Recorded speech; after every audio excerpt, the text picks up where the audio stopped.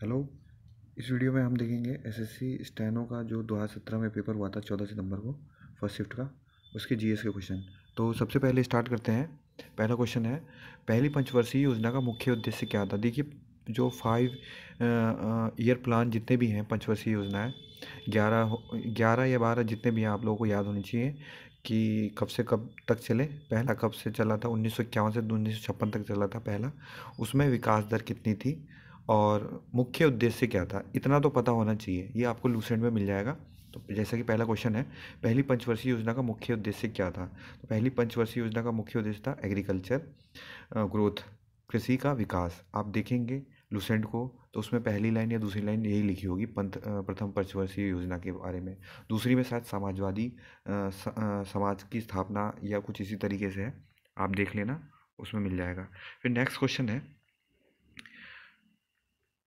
Detroit निम्नलिखित उद्योगों में किसके लिए प्रसिद्ध है। डेट्रॉइट किस लिए है। डेट्रॉइट ऑटोमोबाइल में यूज़ होता है। नेक्स्ट क्वेश्चन है, अवांछनीय भुगतान संतुलन की समस्या कब होती है। ये कब होती है, इसका करेक्ट आंसर है आयात जब बढ़ जाए निर्यात से, तब उस केस में अवांछनीय भुगतान संतुलन की समस्या पैदा होती है। इकोनॉमिक्स टर्म है ये भी। नेक्स्ट क्वेश्चन है, निम्नलिखित में से कौन सा भारत में राजकोषीय नीति तैयार करता है। राजकोषीय नीति तैयार करता है आपका मिनिस्ट्री ऑफ फिनांस, यानी कि वित्त मंत्रालय। जितने भी फिस्कल पॉलिसी होती है सारे यही तय करते हैं। इसी तरीके से आपको पता होना चाहिए कि योजना आयोग क्या करता है, वित्त आयोग क्या करता है, आरबीआई क्या करता है। आप इससे आइडिया, पेपर से आइडिया लगा के नेक्स्ट पेपर की तैयारी इसी तरीके से करें। फिर नेक्स्ट क्वेश्चन है, भारत में पहली निर्वाचित लोकसभा अस्तित्व में कब आई। पहली अप्रैल 1952 में आई थी। ठीक है, तो आपको पता होना चाहिए कि लोकसभा पहली जो इलेक्ट हुई थी वो एग्जिस्टेंस में अप्रैल 1952 में आई थी। उसी के तहत जो हमारे पहले प्राइम मिनिस्टर बने थे। नेक्स्ट क्वेश्चन है, लोकतंत्र में राजनीतिक दबाव समूह का कार्य क्या है। लोकतंत्र में राजनीतिक दबाव समूह का कार्य क्या है। पॉलिटिकल प्रेशर ग्रुप जो होता है वो डेमोक्रेसी में क्या क्या फंक्शन करता है। तो उसका आंसर है जनहितार्थ सरकार पर दबाव डालना, जो गवर्नमेंट हमारी है उस पर प्रेशराइज करना। ठीक है, कि वो जो पीपल्स हैं वो उनके लिए अच्छे काम करें। नेक्स्ट क्वेश्चन है, भारत के संविधान के ऊपर सबसे अधिक प्रभाव निम्नलिखित में से किसका माना जाता है। सबसे ज़्यादा प्रभाव जो है हम लोगों ने अपने ही कॉन्स्टिट्यूशन जो हमारा 1935 में बना था, गवर्नमेंट ऑफ इंडिया एक्ट, वहाँ से हमने एक्वायर किया है। बाकी और देशों से लिया है, लेकिन छोटी ज़्यादा किसी से कम थोड़ा बहुत लिया, लेकिन सबसे ज़्यादा हमारा गवर्नमेंट ऑफ इंडिया एक्ट 1935 से लिया गया है अपने कॉन्स्टिट्यूशन में। अगला क्वेश्चन है, राष्ट्रपति अपना इस्तीफा किससे संबोधित करता है। राष्ट्रपति वाइस प्रेसिडेंट को करता है, वाइस प्रेसिडेंट राष्ट्रपति को करता है। ये पता होना चाहिए। अब इससे आपको पता चल जाता है कि राष्ट्रपति किसको इस्तीफा देता है। इसी तरीके से आप प्राइम मिनिस्टर किसको इस्तीफा देगा, सीजेआई यानी चीफ जस्टिस ऑफ इंडिया किसको इस्तीफा देगा। आप सब इसको प्रिपेयर करेंगे, लूसेंट में सब आपको मिल जाएगा। केंद्रीय मंत्रिपरिषद का पद और सदस्यता कौन निर्धारित करता है। जो केंद्रीय मंत्रिपरिषद जो होता है, कैबिनेट जो होती है, उसकी सदस्यता और पद जो है, पद जो धारण करते हैं उस टाइम जो शपथ दिलाते हैं, कौन करता है। तो प्रेसिडेंट ऑफ इंडिया करते हैं। ठीक है। नेक्स्ट क्वेश्चन है, किस संवैधानिक संशोधन में संपत्ति का अधिकार मौलिक अधिकार के रूप में खत्म कर दिया गया था। तो आपको पता होना चाहिए 44th में हुआ था ऐसा। ठीक है। किस राजवंश के दौरान महाबलीपुरम मंदिर का निर्माण किया गया था। तो पल्लव डायनेस्टी थी उस टाइम ये महाबलीपुरम मंदिर का निर्माण हुआ। आप कमेंट में बताइए कहाँ पर है ये मंदिर। महात्मा गांधी ने किस आंदोलन से भारतीय राजनीति में प्रवेश किया था। सबसे पहले कौन सा आंदोलन, यानी कौन सा आंदोलन था, उसके बाद पॉलिटिकल इनके व्यू बन गए थे। तो चंपारण मूवमेंट हुआ था। इसका भी आंसर कीजिए, कहाँ पे हुआ था, कौन से स्टेट में हुआ था चंपारण मूवमेंट। निम्नलिखित दिल्ली के सुल्तानों में से किसने उत्तर भारत में कई शहरों की स्थापना करी है। तो उत्तर भारत के कई शहरों की स्थापना करने के लिए फिरोज शाह तुगलक को जाता है। इसको भी ढूंढिए, इसमें कौन कौन से आपको मिलते हैं जो तुगलक ने जो बनाए हैं शहर। ठीक है, दिल्ली किसने बनाया है।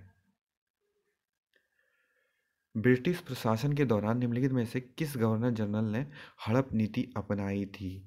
तो हड़प नीति, जिसे डॉक्ट्रिन ऑफ लैप्से बोलते हैं, वो लॉर्ड डलहौजी ने अपनाई थी। ये आपको पता होना चाहिए, हड़प नीति इसी ने अपनाई थी। अहोम जनजाति भारत में किस राज्य से संबंधित है? जो अहोम ट्राइब्स हैं वो भारत की कौन सी स्टेट से? असम से हैं।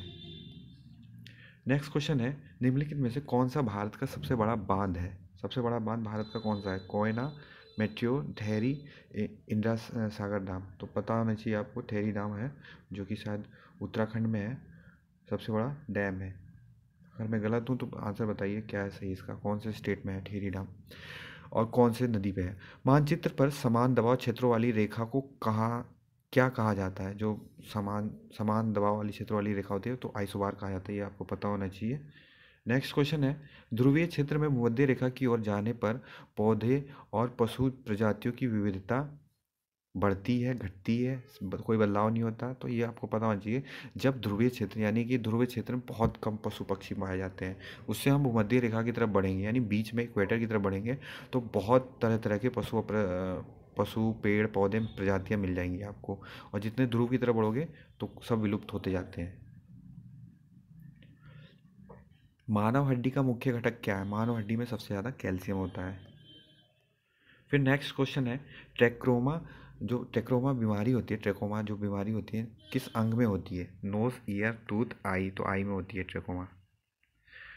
4 रक्त समूह होते हैं, ए बी और ओ में से इसमें सार्वभौमिक दाता किसे कहा जाता है? ठीक है, यूनिवर्सल डोनर किसे कहा जाता है? यूनिवर्सल डोनर आपका ओ होता है।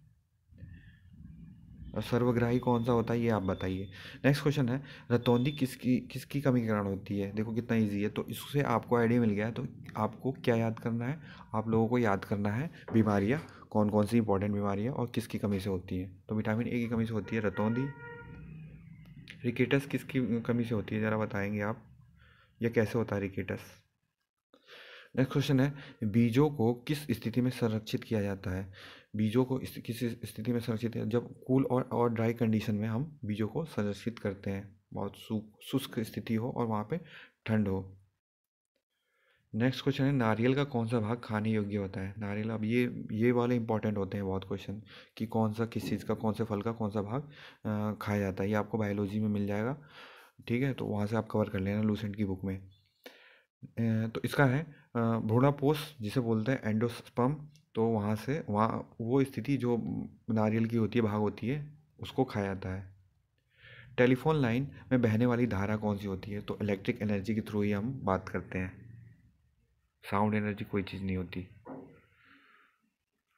उच्च वोल्टेज अनुप्रयोग के लिए किस प्रकार का इंसुलेटर उपयोग किया जाता है? तो ये सस्पेंशन टाइप होते हैं, निलंबन प्रकार के वोल्टेज यूज़ करते हैं हम इंसुलेटर की तरह, मतलब इंसुलेटर उपयोग में लाने के लिए, उच्च वोल्टेज अनुप्रयोग के लिए।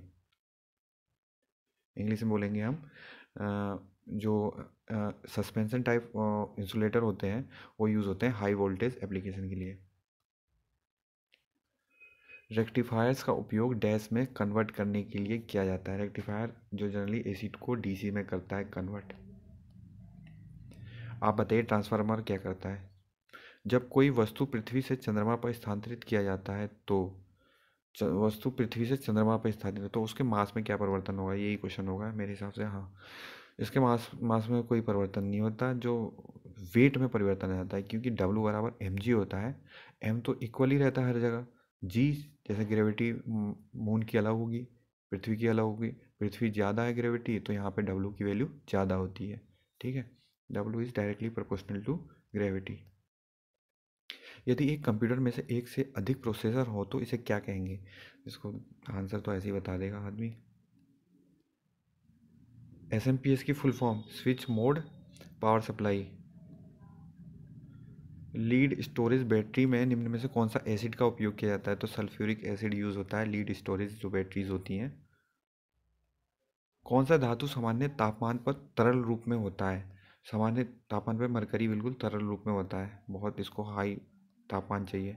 इनमें से कौन सा अक्रिय गैस नहीं है, जिसे हम नोबेल गैस बोलते हैं, वो कौन सा नहीं है? कार्बन नहीं है, बाकी सब अक्रिय गैसें हैं। कौन सा तत्व सूर्य से सर्वाधिक पाया जाता है? सूर्य से हाइड्रोजन सबसे ज़्यादा, सूर्य में सबसे ज़्यादा हाइड्रोजन होता है। जिससे हीलियम बनता है। नेक्स्ट क्वेश्चन है ग्रीन हाउस प्रभाव के कारण क्या है। तो due to greenhouse effect, इससे क्या मतलब उत्पन्न हो रहा है। तो इससे जो अर्थ का टेम्परेचर वो दिन पर दिन बढ़ता जा रहा है। नेक्स्ट क्वेश्चन है निम्नलिखित में से कौन सा एक कार्बनिक अवयव है। कार्बनिक अवयव इनमें से कौन सा है। तो नाइलन, प्लास्टिक, वूल और पॉलीथीन बैग। तो इसमें वूल है जो कार्बनिक अवयव है, बाकी सब कार्बनिक नहीं है। निम्न में से किस कार्यक्रम का उद्देश्य ग्रामीण महिलाओं में बचत को बढ़ावा देना है। मतलब ऐसा कौन सा इसमें से योजना हुआ था कि जिनकी सेविंग्स जो है ना बढ़ती जाए, प्रमोशन होती जाए मतलब इसका। तो ये महिला समृद्धि योजना हमारे प्रधानमंत्री ने स्टार्ट किया है। नेक्स्ट क्वेश्चन है डैश पूर्वी भारत में हरित क्रांति लाने के लिए एक उप योजना है। पूर्वी भारत यानी पूर्वी भारत में आप हरित क्रांति ला रहे हो, तो कौन सी योजना थी। राष्ट्रीय कृषि विकास योजना, थर्ड वाला। निम्नलिखित में से कौन सी लंबी दूरी की टेलीफोन का आविष्कार थे। मतलब लंबी दूरी का टेलीफोन जिसने आविष्कार किया था कौन थे, या टेलीफोन का ही आविष्कार ग्राहम बेल ने किया है, आपको पता होना चाहिए। इसी तरीके से आप और भी इंपॉर्टेंट वाली या फाउंटेन पेन का आविष्कार किसने किया, ये सब पता होना चाहिए आपको। निम्नलिखित में से कौन सा खिलाड़ी को तत्काल ऊर्जा के लिए दिया जाता है।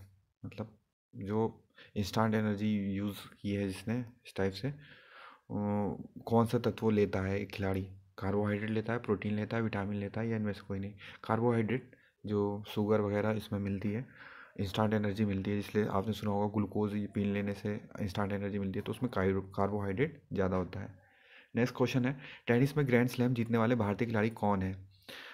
अब इस तरीके से टेनिस में ग्रैंड स्लैम जीतने वाले एक इकलौते महेश भूपति हैं, शायद अभी एक दो बढ़ गए हों, लेकिन अभी तक तो महेश भूपति ही थे।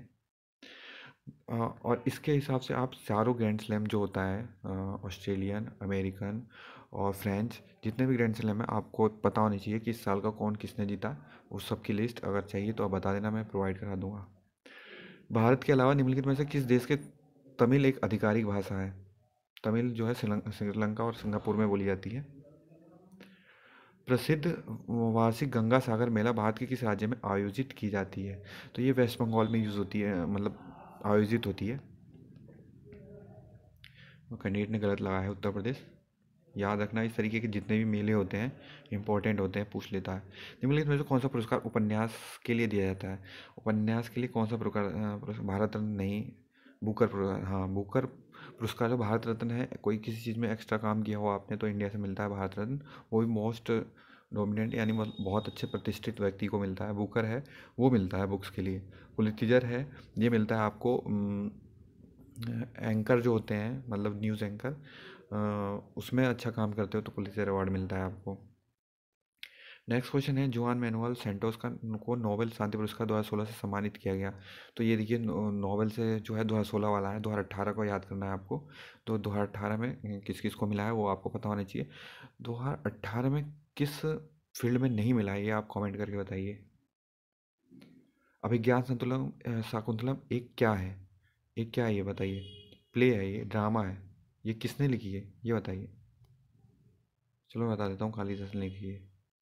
नेक्स्ट क्वेश्चन है काला सागर आर्थिक सहयोग क्षेत्र में डैश सदस्य होते हैं। काला सागर जो ब्लैक सी इकोनॉमिक कॉरपोरेशन जोन है उसमें कितने सदस्य हैं। 12 सदस्य हैं। आप ये बताइए अंडमान और निकोबार में कितने छोटे छोटे द्वीप से मिलकर बना है अंडमान और निकोबार।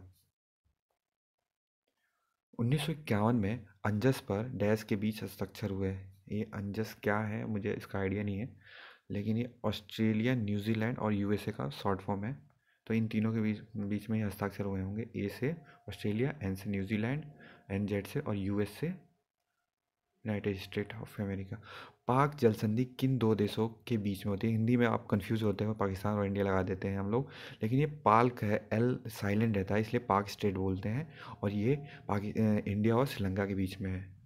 जितने भी जल संधियाँ हैं या फिर डिग्री चैनल्स हैं सब आपको पता होना चाहिए कि 11 डिग्री चैनल किसके बीच में है, और इंडिया और श्रीलंका के बीच में कौन सी है, और इंडिया पाकिस्तान के बीच में कौन सी है, इंडिया नेपाल के बीच में, इंडिया चाइना के बीच में। नेक्स्ट क्वेश्चन है इनमें से कौन सा सार्क का सदस्य नहीं है। सार्क का सदस्य इसमें म्यांमार नहीं है, बाकी सारे सार्क के सदस्य हैं। आप नीचे कमेंट में बताइए सार्क की फुल फॉर्म। ठीक है, अभी के लिए इतना। नेक्स्ट वीडियो में। Thank you.